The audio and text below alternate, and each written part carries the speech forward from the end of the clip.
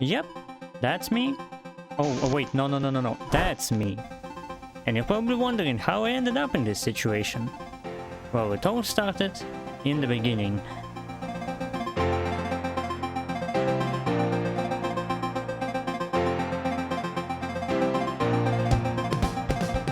Just like in Far Cry 3, the protagonist goes on a vacation trip to the Himalayan country of Kyrat to spread his deceased mother's ashes, and with him is a team of most trusted companions, a random grandpa, a random woman, and a random monkey that die off too quick for me to feel bad. While booking a flight from California to Kyrat, the booking company failed to mention that the country is torn by a civil war between the Golden Path, which is a movement of rebels that root for the previous ruler, Mohangale, and the forces of Pagan Min, the usurper of power in the country. That results in the border guard not being very welcoming of newcomers, and our tour bus gets turned into Swiss cheese. Fortunately, we get spared, and that is when we meet the big bad for the first time. Pagan Min himself shows up to welcome us properly, being very displeased with his troops' actions at the least. Meet Ajay Ghale, the protagonist, a very strange man that came here just to spread his mother's ashes, but ends up turning into violence on a whim and leads a revolution for no good reason. Instead of being killed or tortured on the spot, you're being taken to Pagan's palace, cause apparently he's very fond of you and doesn't actually want to kill you, even offers you a great dinner. What a nice guy! Ajay's companion though is not so lucky, and he promptly gets taken to the torture room for texting at the table. Actually shameless, my man, SMH. Meanwhile, Pagan asks us to enjoy our stay, eat some crab rangoon and wait for him to come back and guide us. Which of course I did, he's so nice to me, how could I refuse? I've spread my mother's ashes as I wanted and lived happily ever after. Or, more like, I would have done that and dropped the game afterwards if I knew that was an option. This just sounds like the most reasonable solution. Well, instead, you can just flee, sneak your way out and stumble upon one of the current leaders of the revolution looking to save you. Of course you can't just walk away like that, and an action scene follows, by the end of which you end up on the side of the rebellion, fighting for the country's freedom while having to choose between a giant douche and a turd sandwich.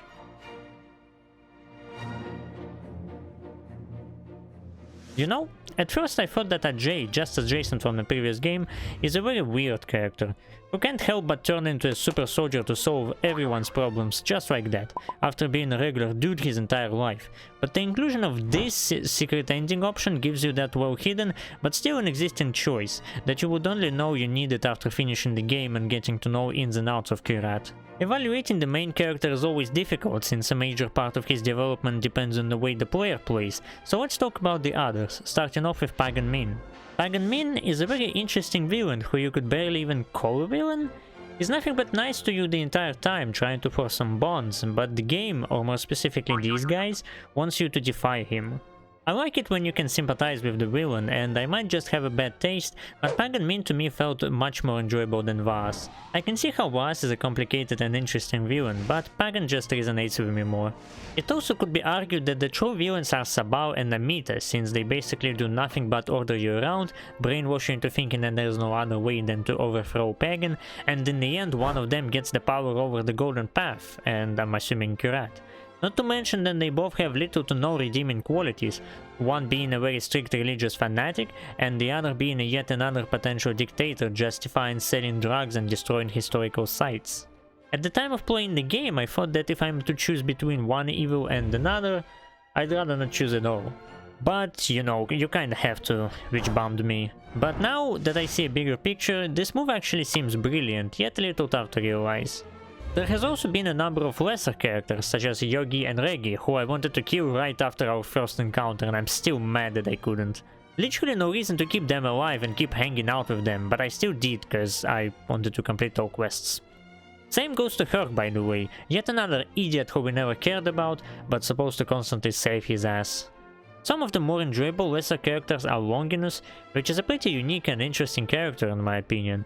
I dig this theme of reinterpreting the Bible using guns, as well as Rabbi Ray Rana, although we don't interact with him that much, primarily hearing him on the radio. That actually makes me realize how little characters we get to know, but that's not all of them, there are also minor villains.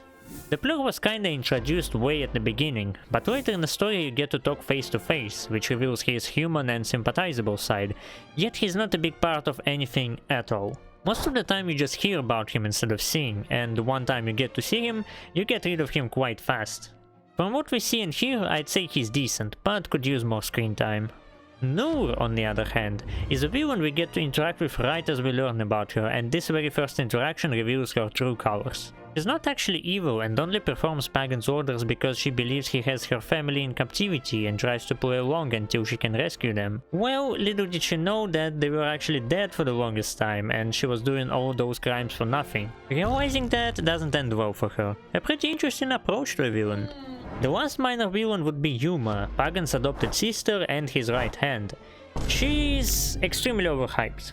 We've seen her for approximately the same amount of time we've seen the Plur, but she's been built up as the mightiest warrior in Kyrat, the one trusted to personally protect Pagan, yet in the end all we get to see of her might is a boss fight. Which is something, others didn't even get a boss fight, but that is still underwhelming.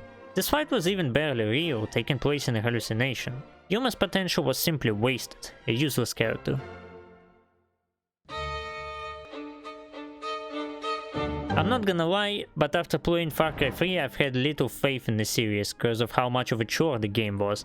But the fact that the game is set in the Himalayas and certain people assuring me that it's much better made me hopeful. And yeah, it certainly helped. Navigating through Far Cry 4's landscape was much more enjoyable, the scenery was significantly more pleasant and the locations felt less artificial. I've also noticed slightly more diversity in the side quests. Yes, it is the same system of contracts from the camps you capture, but each quest had a unique dialogue prior to them, and there were more types of them, as well as less of them in general. Like, in Far Cry 3, if you capture a camp, you can always expect 3 of the same contracts, every time. In Far Cry 4, there's 11 types of contracts. You don't know which ones you will get with a new camp captured, and you don't know how many of them there will be. Still repetitive and not very original, but an improvement nonetheless. I was also pleasantly surprised to discover that you can take different paths when going through the main quest. I like making choices, makes you feel like your actions matter and adds replayability. And the progress you're making towards your goal seems more obvious. With the way the map is designed, every time you capture something, you feel like you're getting closer to taking Kyrat back from Pagan, and it made the process of going through semi-repetitive tasks more satisfying. Though this premise kind of makes the main story suffer. All it is you making progress towards the success of the revolution by taking over certain key points, which is basically what you're doing in the spare time anyway. There's nothing really memorable or complicated going on, but honestly, I can't imagine how can you improve on a story of taking a country back. But you know, there is one thing that kind of makes me mad. It would have made me mad at the time for certain, but I realized too late to care. So, in the end, when you get to decide to kill Pagan or not, there's no prompt on what are you supposed to press. I wanted to spare him, but just couldn't figure out how, so I just assumed the choice doesn't exist and killed him, only realizing there was another way while writing the script. So, although on record I killed Pagan, in my headcanon I spared him. So, remember how in Far Cry 3 there was an abundance of useless collectible items that only existed for the purpose of annoying you by crowding the map with icons? And the best rewards you could have gotten were some mediocre guns and XP / money? Yeah, nothing changed in that department. There are still at least 300 collectible items that become useless at around 50% progression, cause when I was playing, my goal wasn't really to 100% the game, so I was collecting just the ones that I was stumbling upon, plus the side quests. With this approach, it literally took me collecting exactly half of all the collectibles to max out my money stash, my house progression, and my level. Speaking of which, I once again didn't find any of the skills exciting or necessary. There's just 2 skill trees, which is surprisingly downgrade from the last game, and both of those skill trees could be boiled down to offensive and defensive routes. I preferred going offensive, because most of the defensive skills were utilizing my arch nemesis, syringes. But even then, half of the offensive skills were utilizing stuff like stealth takedowns and variations of them, which is also not my playstyle. I could have just stopped speccing into anything around level 10, because around that point I started to feel like I'm spending my points just to waste them, even if I'm not planning to use the skills I'm speccing into. Though I have to give them credit for making the syringe crafting easier and reducing the amount of them in general. Previously, to access the entire crafting menu and the inventory, you had to go into the pause menu, which is a trash way of handling the UI. In Far Cry 4 it has been modernized via the use of a wheel interface, so you can craft and use syringes literally on the go. And I guess there's no point mentioning that it runs on the same engine, which means the annoying ledge climbing mechanic is back. But at least the graphics are not too bad. Pretty dated for 2021, but not too bad. And now it's the DLC time! The first DLC on my hands were Escape from Durgesh, and I was like, we've already done that, didn't we? And yeah, it's actually related to that one main quest. It sheds light on how Ajay made it back to safety after making the initial escape. Prior to playing, I didn't know what to expect, but I was hoping it would be a story expansion of some sort.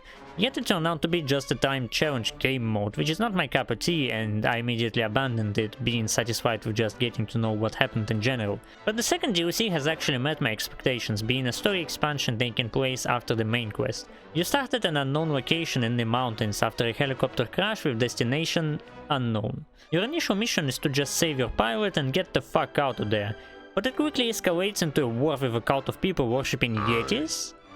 Yeah, apparently yetis are canon.